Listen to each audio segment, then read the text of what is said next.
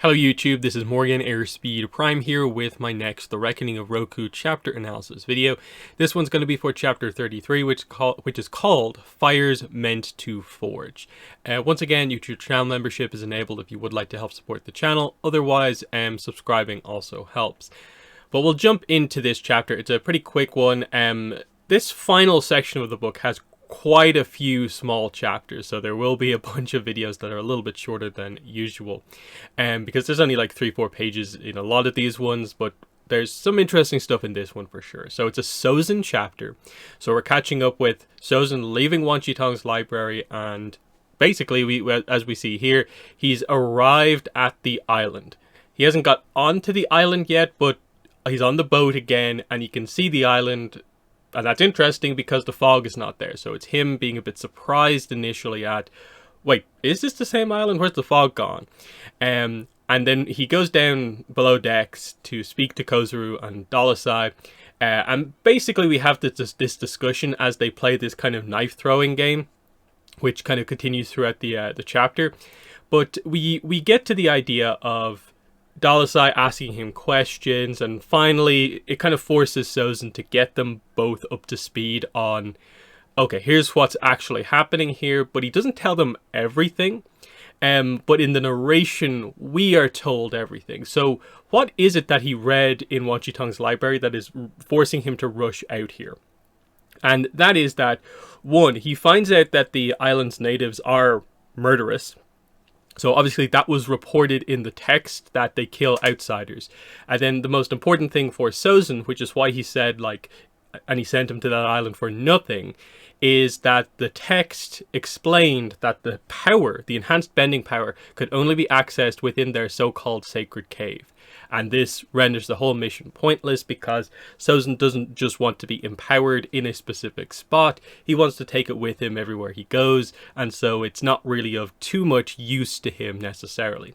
Which is an interesting point, is that, like, it seems like Sozin doesn't go on to think that, oh, this is a way I can use this power. It's more, oh, it's so limited, I don't even want to make use of it necessarily. So it's kind of an interesting one. Dalasai points out that, oh, well, with the fog gone, that must mean that the Avatar has failed, because obviously in the text it was described about the fog. Maybe the Earthbenders killed the natives and seized the source of power, and so Sozin is beginning to think, like, oh, have I failed too? Might the Avatar be dead already? Might my other friend be gone? And we go in and address the whole idea of they have eel hounds in the hold. They got them. This is how they traveled across the Earth Kingdom so quickly, but they did have to take a boat to get out to the island once again.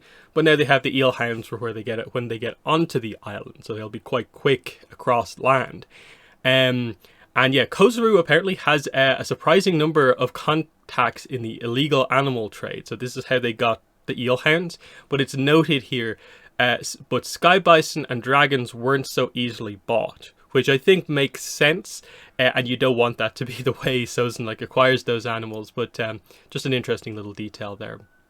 So Sozin then gets to thinking about, if this really goes wrong for me, my reputation is ruined, because Roku will have died basically because of my fault. It'll somehow get back to my father that I was ultimately responsible for this. And he notes that effectively Ta Min probably would be the way that would happen, because he asked her to go on this mission, so that's how it all happened. And the idea is he would be held responsible for basically the demise of the first fire avatar in centuries. And this is interesting from Sozin's point of view to get this description, and sending the reincarnation on to the useless air nomads. And we will get this over the course of these chapters as we go forward, but Sozin doesn't like the air nomads. You wouldn't say it's an absolute hatred, but there's a real dismissal of it. Like, he doesn't appreciate the way they live, and he doesn't like them. And so he calls them useless here. That it would be a mistake. It would be terrible for the world if they had an air nomad avatar again. So they want to keep the fire avatar.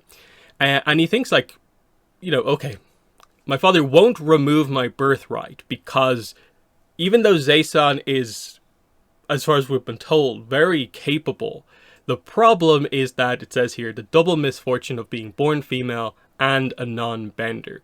There would be a punishment, loss of status or rank, removal of responsibilities, and he notes that he's barely been entrusted with any, so he would lose like the minimal things he's been asked to do.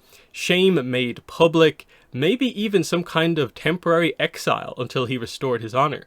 Throughout history, the royal family had always been fond of such methods of discipline, fires meant to forge, which I think lines up with what we know of the kind of royal family, of like them always, in this case, like siblings, really pushing them against each other to forge them into something better.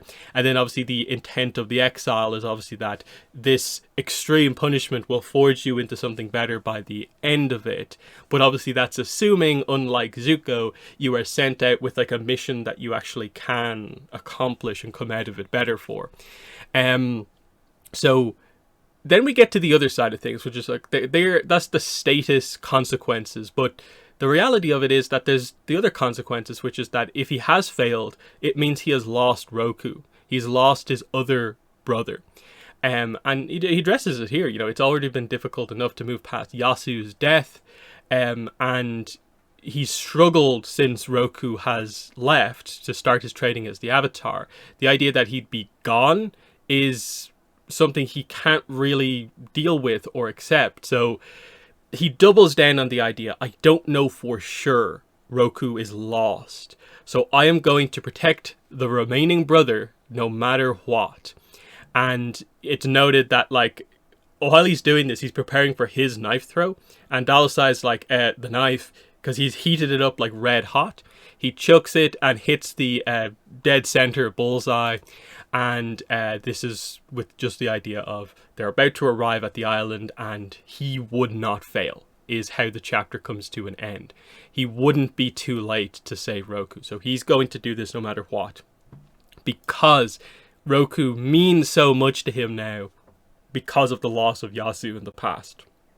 And it's interesting to kind of get that, like really in depth, like Sozin talking about Yasu, in the chapters kind of following the details of what actually happened, that he wasn't there that day, and maybe he thinks in his head about, could Sozin have done something if the three of them were there swimming together, but they don't really address that necessarily.